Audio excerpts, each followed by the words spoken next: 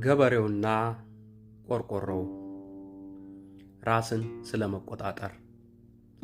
አንድ ወጣት ገበሬ ሁልጊዜ በሚያጋጥመው ነገር ቶሎ ይናደድና ቤተሰቦቹንና ሰራተኞቹን በሚናገራቸው ቃላት ይጎዳ ነበር። ይህን ያስተዋሉ አባቱ ጣውላ ላይ የተመታ ቆርቆሮና ምስማር ሰጡትና በተናደድክ ቁጥር እዚህ ቆርቆሮ ላይ አንድ ምስማር ምታ አሉት። በመጀመሪያው ቀን 30 ምስማር መታ። እየቆየ ግን ቆርቆሮውን ሲመታ ከሚወጣው ድምፅ ይልቅ ራሱን መቆጣጠር ይቀል ስለነበር የሚመታውን ምስማር እየቀነሰ መጣ።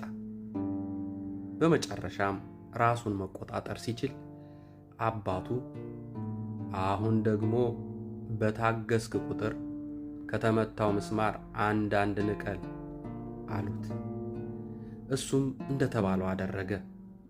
ምስማሩ ተነቅሎ ሲያልቅ አባቱ ወደ ቆርቆሮው ወሰዱትና እንዲህ አሉት፣ ልጄ ምስማሩን ነቅለኸዋል፣ ቆርቆሮው ላይ የቀረው ቀዳዳ ግን አልጠፋም።